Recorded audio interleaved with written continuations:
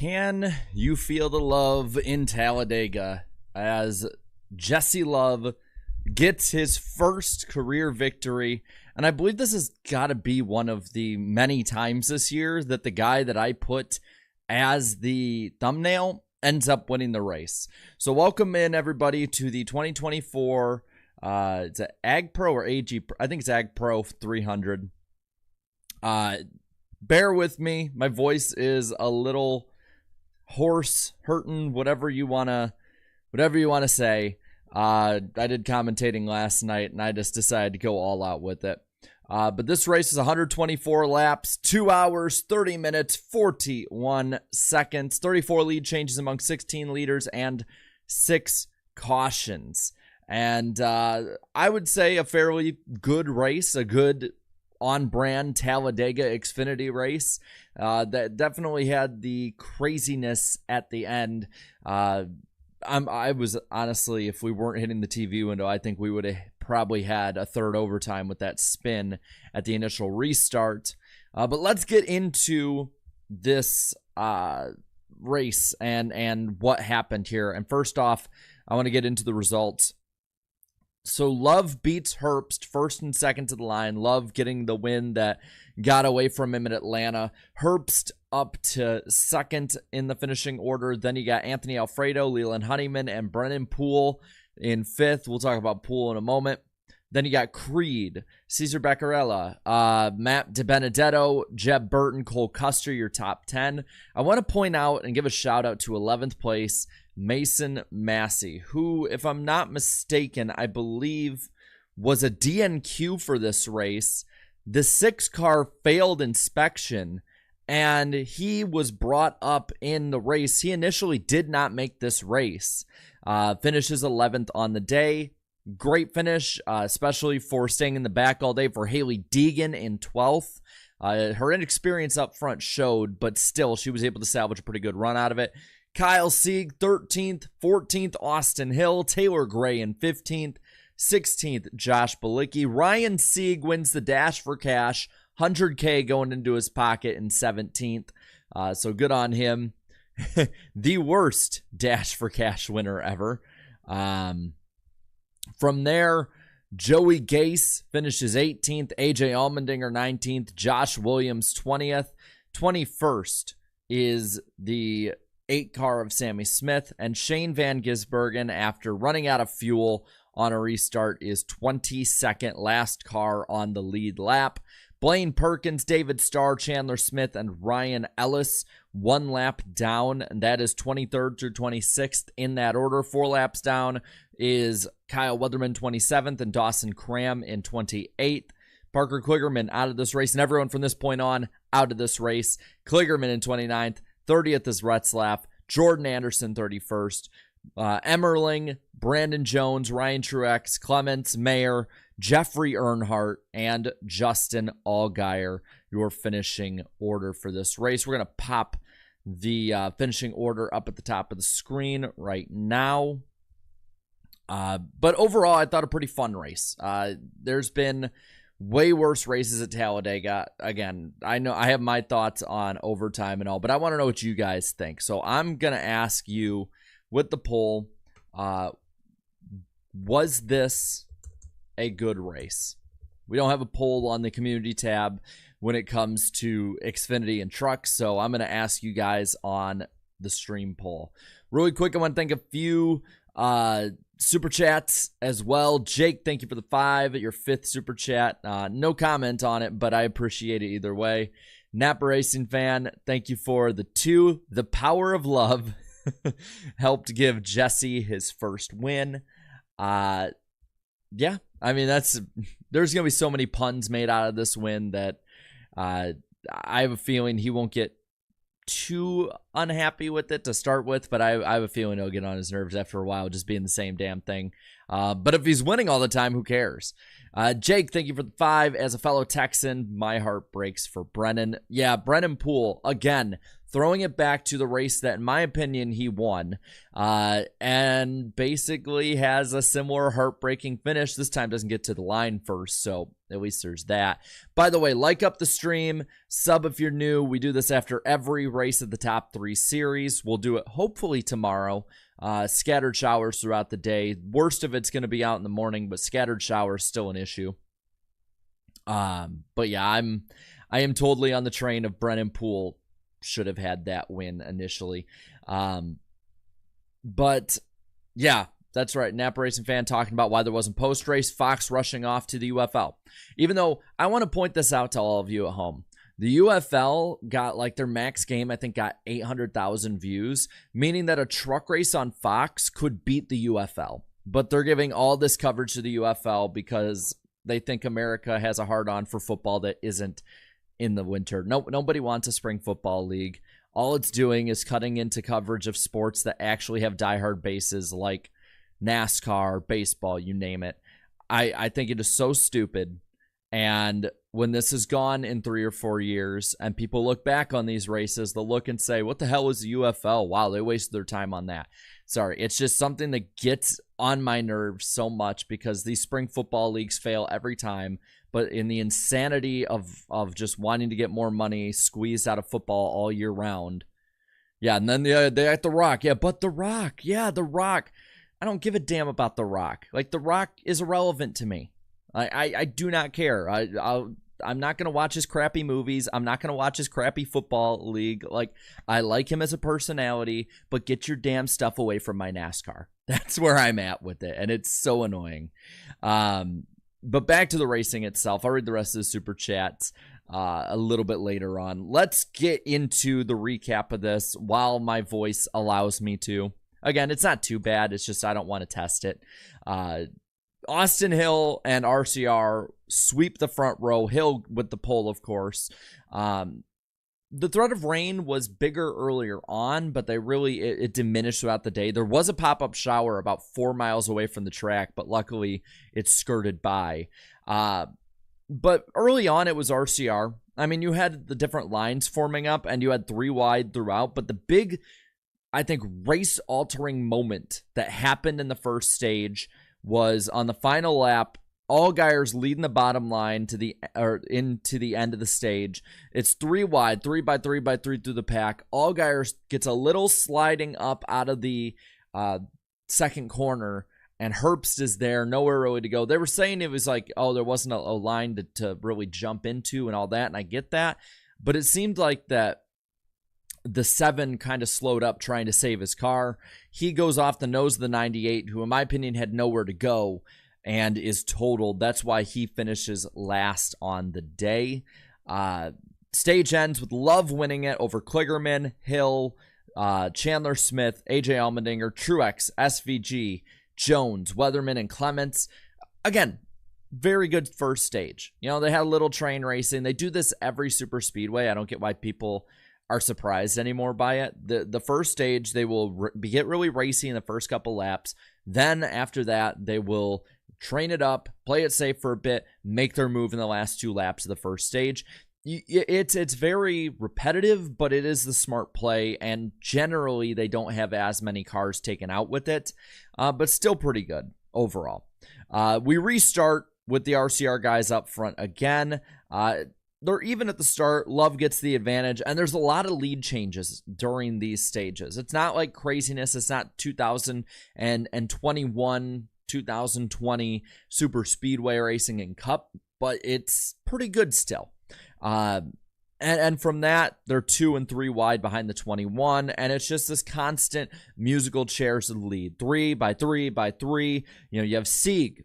Ryan Sieg for a lot of the day was one of the contenders. Probably should have finished top 5, if not won this race, had it not been for a flat tire a little later on.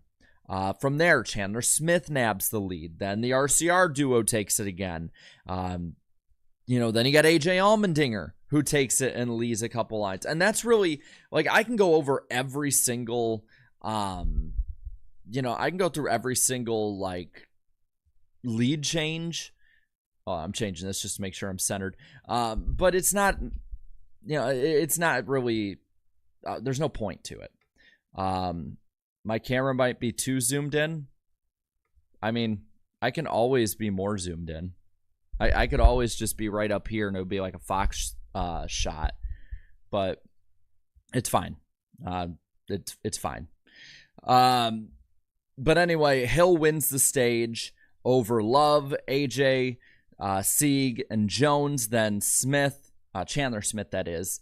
Kligerman, Herbst, Jeb, and Truex. Again, very paint by numbers first two stages of this race.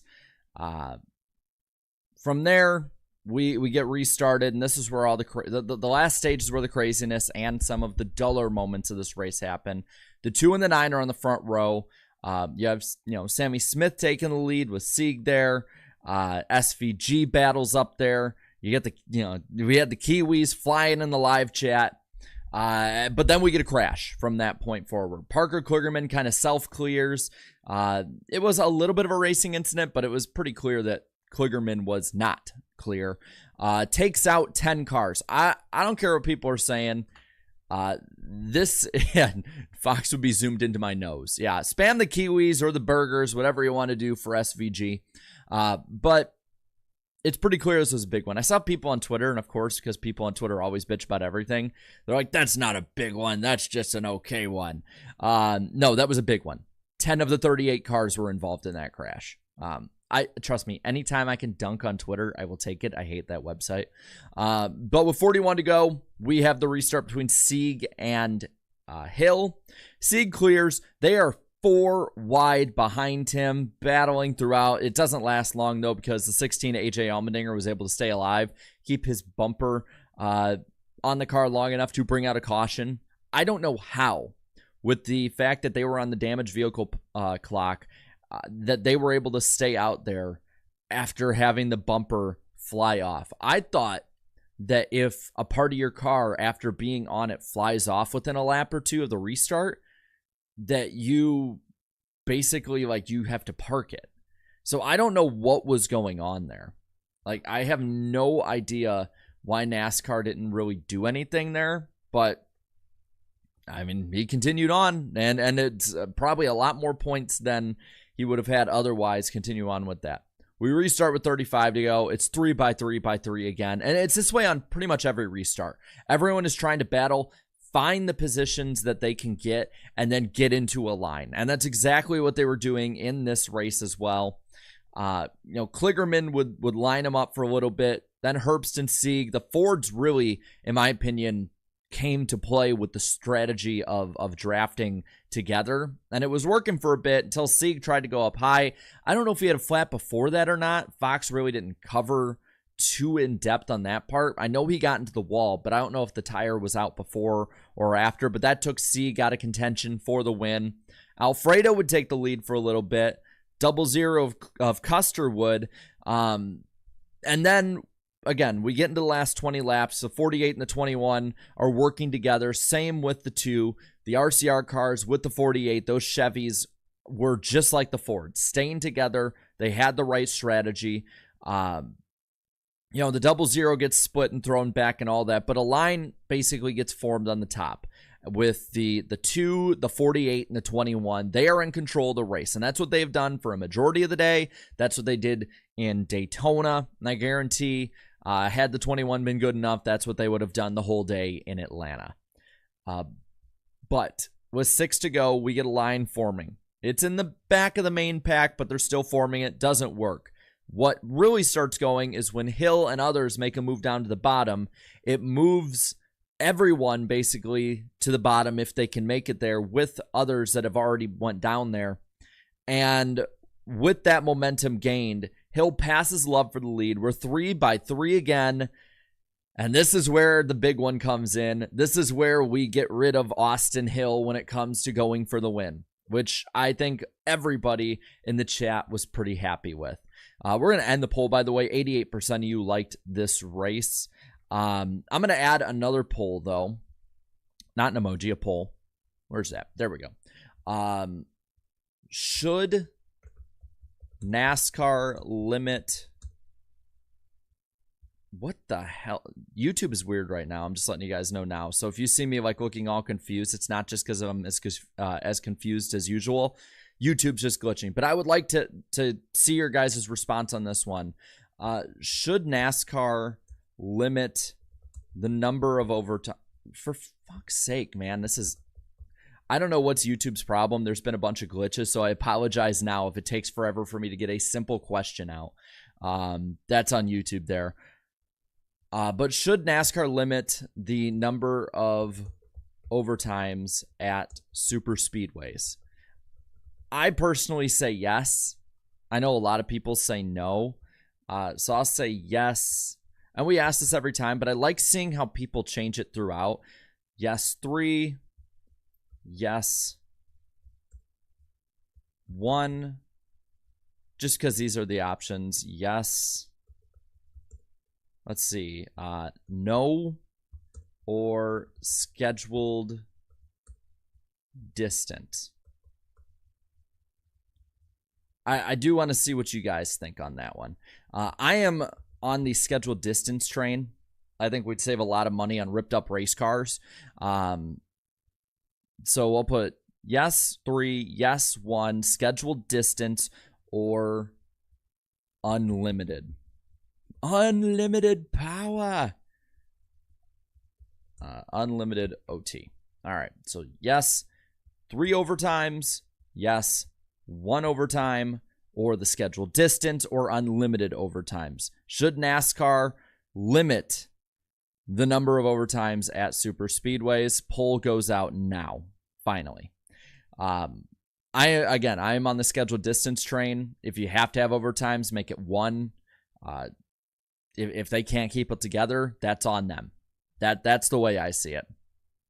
I get people that want the chaos. I just think when that stuff works in video games and iRacing, but when it comes to crashing up hundreds of thousands of dollars of equipment, it gets more annoying. But I've noticed we're starting to see a shift. We are starting to see a real shift because a lot of people not many people at the start of the year voted unlimited overtimes, and now there's more. Did I see the ARCA race? Yes. There's more follow the leader than anything. I mean, didn't Jake Finch lead flag to flag? But anyway, let's get into these overtimes, because whether we like it or not, this is the reality of the situation. We start overtime number 1. It is the 48 and the 11 on the front row. SVG immediately runs out of fuel. And then the 48, the 11, the 18, others crash. And it's just immediate. Like bang, bang, restart, caution again. Under this caution, Sammy Smith runs out of fuel. And he, I believe, was second at the time. He would have been on the front row with Jesse Love. I will say when it comes to Kligerman, while he wasn't, I don't think, at fault for the Austin Hill big one, I do think that I do think that he was more at fault for the first big one. And it's kind of karma that he got taken out in it. But that's just my opinion. We have a long caution, by the way. Guys running out of fuel, guys getting stopped because of damage, stuff like that. And you're really questioning at this point, like, man, does Love have enough? They're saying in the broadcast, I don't understand the idea of what's going down. I didn't think he would make it. I'm just going to say it now. Props to him for saving. Props to the crew chief for the excellent math work on that one. I did not think he was making it to the finish on that final run. But ultimately, he ends up restarting on the front row with Leland Honeyman. He is supposed to be pushed by Haley Deegan. And this is where I said earlier, Deegan's inexperience at the front in these races showed when she didn't get on the rear bumper. And from there, from there, they basically just raced all out with the 2 making it ahead of the 42 of others, blocking Poole, who was the last challenger. And he got the win. I mean, he had the best car out there. He had, I think one of the best, if not the best driver out there this year. Jesse Love, at least on raw talent alone, has been amazing. Maybe a little too early to jump the gun on that one. But it's going to be tough to beat him even without his teammates and drafting partners with that. But hey, you know what? He he scores the win, his first career win. He's in the playoffs, and I think at this point that team can just go for broke. And a team like that can go for broke with a young driver who is going to be hanging it all out on the edge is a dangerous team coming down to the stretch. So, but let's see what you guys are saying in the chat. I want to see if I can get this damn poll out of the way. Nope. So I only can see like 5 comments at a time. But what it's looking like right now, I'm going to end the poll. And come on, update for me. It's pretty even. 29% say unlimited, 28% say 3, 23% say 1, and 18% say scheduled distance. You know what? We're in the minority on this one, scheduled distance fans, but I'm sticking with you. I get people wanting to, everything should finish under green, but I think that more or less that I think it's become that's become the 3 or unlimited to me is a product of over gratification culture than anything. Is that race fans will bitch and bitch and bitch about races ending under caution, and then they'll bitch and bitch and bitch about there being 1 overtime, and then they bitched about 3, and now they're gonna bitch about too many wrecks with unlimited overtimes. I'm just saying. I mean, it's a never-ending problem, and fans are gonna complain no matter what. We might as well save the damn money. That's what I say. I think some overtimes or pushing the TV window does actually put the TV ratings up, so I see why NASCAR would go there. I don't think if finishing under caution or just scheduled distance made no impact whatsoever, and it was the same with that compared to 3 or unlimited overtimes, I think NASCAR would change to that. I don't think they give a damn about when it finishes under green. It's about who watches more.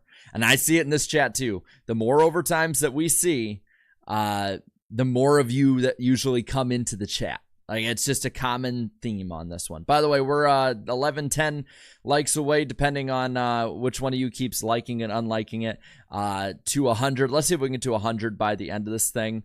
But, hey, you know what? You guys, majority said unlimited or 3. If that's what you want, NASCAR's listening. You got to be happy with that. All right? But wait a minute. Credit One Bank gets great sponsorship from overtime. Yeah, because you just continually repeat it. God, it sounds so dystopian. 1 to go, presented by this bank. I've always hated that too, but that's just me. But you guys are leaving some fun ones in here. Yeah, it's really quick. I'll read a few comments in the chat before we go to super chats. Jude in the chat saying, I was going for Brennan Poole so bad. I was too. I feel for him. It's like, dude just comes so close. And I think that if he doesn't have the DC Solar problem, which, remember, he was one of the drivers sponsored by DC Solar, like Ross Chastain, I think his career looks very different. Yeah, good point, Jonathan. The 81's radio problem. Chandler Smith got spicy. He got angry over the radio and screaming and stuff. And to be honest with you, having been at the track after he's been disappointed after races and listened to his radio before, I'm not surprised. I'm not. It's fun to listen to, but I am not surprised whatsoever that he was like that. There you go, Spencer. He said, I just realized me doing a $39 super chat on Wednesday spoke Sieg's 100K win into existence. Yeah, I mean, looking at the Dash for Cash race, it was actually close at the end with AJ Allmendinger somehow being allowed still on track. Sieg and AJ restarted side by side. I wonder if NASCAR at any point, if it was just not Fox, but NASCAR itself had a camera on them to see how it was in that restart. AJ ultimately ended up finishing further back. I believe on that restart spin, he slowed up and Sieg was able to go by quicker. But still, I mean, for all things considered, with the other two being taken out, for all the damage AJ got and the flat tire that Sieg got, the fact that we got a race at the end is a minor miracle and pretty darn cool to say. Elliot in the chat saying, I hate RCR. Trust me, there were probably some people in the 90s that said that before Hendrick took over too. I mean, I understand. You have all these awesome races. I mean, you saw it today. You had 3 wide, 4 wide racing. And then here comes Austin Hill and Jesse Love to just spoil the party and make it uninteresting. I understand. I get it. Looking at a couple of super chats here. Garrett Buki for the 5. Up, up, down, down, X0 triangle, or X circle triangle, start, infinite fuel glitch. Yeah, it did seem like he had a cheat code. I thought replacing Creed with Love was a mistake. I mean, it was definitely going into it. You kind of thought, man, that was an iffy call. But going younger and betting on talent might be the right move. I think the problem for RCR is, how do you keep him? Because, you know, I know that Hendrick has Raja coming up, and I think Raja is someone really good to bet on. But Jesse Love is showing some true promise. And if you remember, this one driver who was in the Toyota program and was racing for Kyle Busch by the name of William Byron in a truck series, he got poached over from the Joe Gibbs tree to the Hendrick tree. And I'm not saying it could happen again, or I'm not saying it will happen again, but I'm saying it could happen again. If that 48 opens up in 2 years, again, 2 years, long way off. Alex Bowman, I think, deserves that ride right now. But say that ride opens up, then they poach Jesse Love. That's another really good young talent.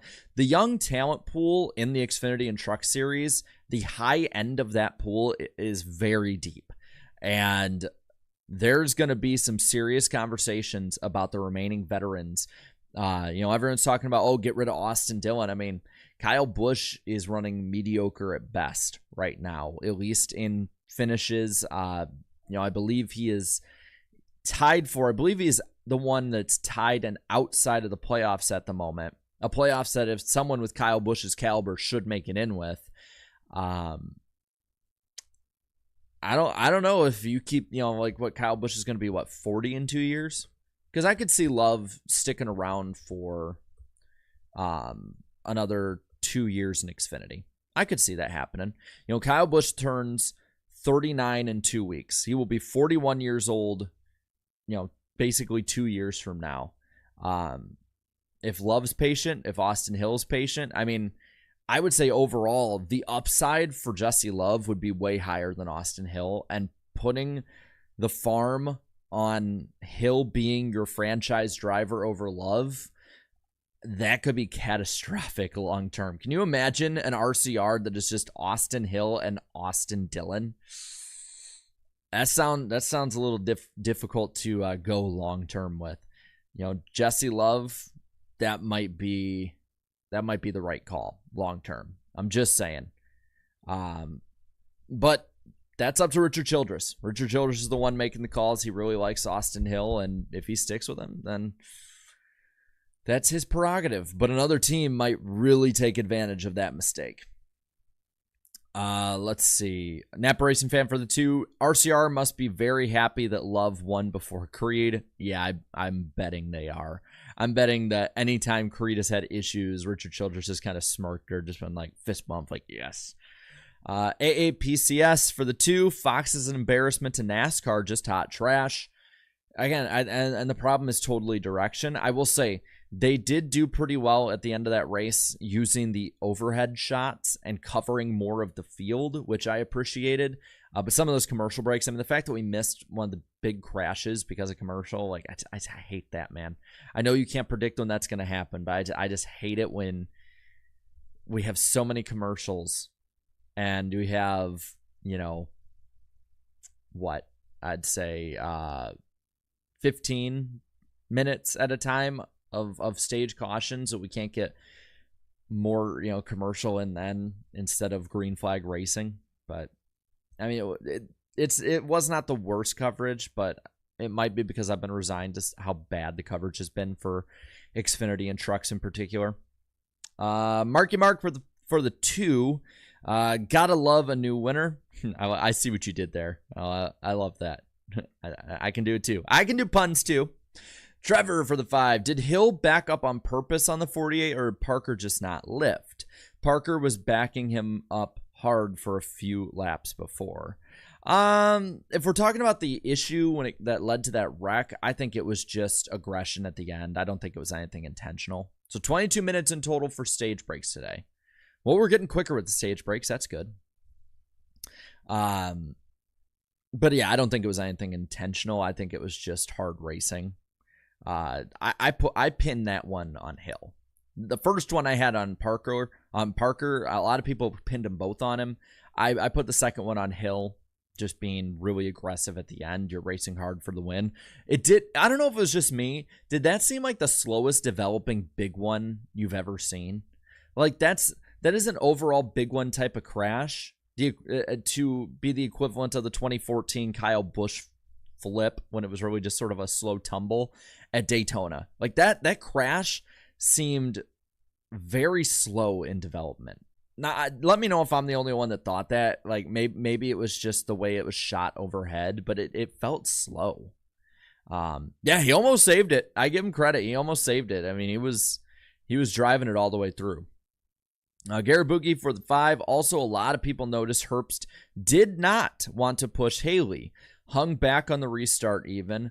Was kind of weird considering the Ford Alliance. Well, I do think that's kind of weird. At the same time, Haley Deegan's car was much slower. That is an underfunded car. I know a lot of people were asking on Twitter, like, why isn't she doing anything? Like, this is something I learned from being friends with a few guys on teams and race car drivers that have driven for these teams, is that when you're an underfunded team, especially in the lower series, they basically tell you just stay out of trouble and just win off attrition. Make time up off attrition. Don't just put the car in a bad situation because you want to go up there. And I think that's pretty much what her and a lot of the others back there were doing. And you know what? All things considered, if she gets the right push or a good restart, that could have resulted in a top 5 finish and a great payday for that team. Okay, so I'm not the only one that thought it felt like it was a slow motion crash a little bit. Let's see. Chris for the 5. Bring back points for leading a lap. Might help cure the train racing by promoting actual racing for position before the segment ending flags. To a degree. I think it might help early on, but then you're going to kind of go the same thing as it was before. Like, the strategy of survival will always win out at these tracks early on in the middle of the race. So I don't think it'll really take too much. I'd be all for it because there is that incentive to go up there. But I don't think they're going to. But you know what? NASCAR's awarding points during the race instead of just the finish. You might as well add in the way you were doing that before. I would like it, but I don't think they're going to. A point for leading the lap. Maybe make an incentive too for leading the most laps, because that could really help at road courses, especially when the guy that leads the most laps and is going for the win has to pit before the stage ends and give up all those stage points. Maybe make it like 2 or 3 bonus points for leading the most laps. I could totally see NASCAR doing it for leading the most laps. I'll say that. And I think it'd be a smart move to change it for leading the most laps, just because that should be something that is celebrated. But I don't think they're going to change it anytime soon. I'm actually surprised. Even with new leadership, I'm surprised NASCAR is not just wanting to change everything. Because it seems like as soon as NASCAR doesn't see like the ratings went up by 20% in a year, they want to change stuff. So credit to them, but I don't think we're going to see anything in the foreseeable future. If we do, it'll be 7 or 8 years from now if somebody takes over from NBC at the end of the season. Because they're usually the ones that push for championship altering changes to the points format. And other championship altering changes. Twin spinner for the 5. Guaranteed they didn't penalize AJ for the bumper because that would have ended the Dash for Cash battle in the middle of the race, and they wanted drama. That's probably why. Unless he hit the minimum speed the lap before, but that was a restart lap, so I doubt it. I don't see why the 16 was allowed to keep going, but he is able to finish it. Josh Bob for the 2. I feel for Josh Williams. He finally had a good run. Yeah, he doesn't have good luck. That's all.